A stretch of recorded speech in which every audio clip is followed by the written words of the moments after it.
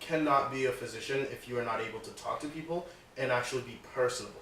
You can't just show up and have all the knowledge but not be able to explain it to someone, especially if they don't have the same kind of educational background. You need to be able to break it down to them so that they can understand it. If you're going to be silent and you're not able to communicate well or be cooperative, because it's essentially a team sport, really. Like you have your patient centered, but everyone's working towards the same goal. Because if you want to do the science of it, you can just get a PhD. So if you want to do medicine, you need to understand how people work, how societies work. Just being able to talk to people and form those networks and connections with people, you're able to strengthen your own network, but also strengthen the network of the society as a whole. And if you're able to have these conversations in medicine about different patient outcomes, healthcare, or any kind of treatment plans, you're able to elaborate and have all these other people around you that can help you, especially with like hospital settings. As a physician, you're not by yourself. You have a team, you have a nurse, you have a physician's assistant, you have a tech, you have an anesthesiologist. Like you have everyone around you that's able to communicate, and you have a game plan. And so if you're not able to step out of your comfort zone and get ready to be able to elaborate and talk to people in a social setting, then medicine is just not for you.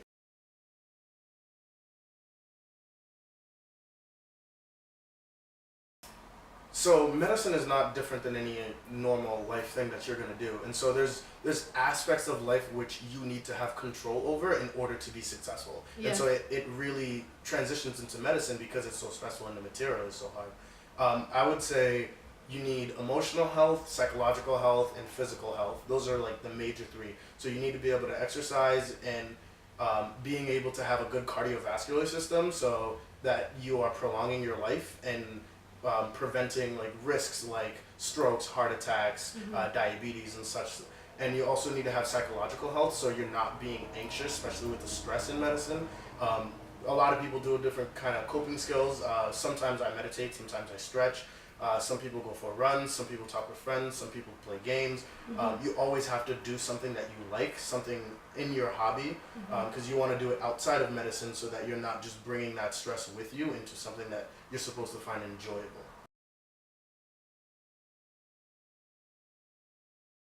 Yeah, I think medical school is really hard, and I think if you are not ready to do it, you shouldn't. I think taking a gap year was really helpful for me to understand where I am in space and understand who I am as a person, which then helps you understand who you will be as a physician.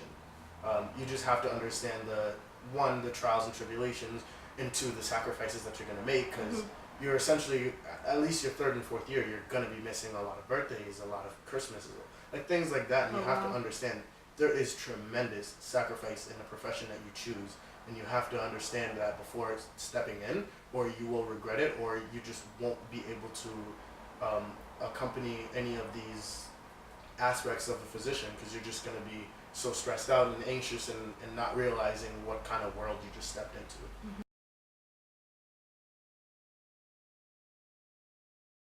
I listen to a lot of music with no lyrics because it's hard because as a human we can't actually multitask. It's actually impossible. We switch focus from one thing to another.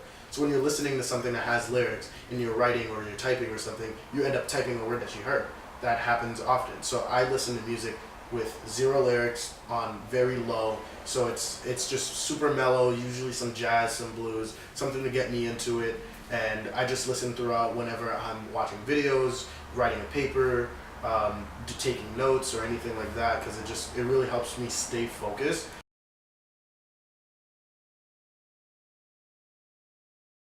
I was really into science as a little kid, and just biology, chemistry, physics, all of that really made sense. But I also liked people. I liked the social aspect and talking to people, and the best way to accumulate all of those different type of aspects and different disciplines would be medicine.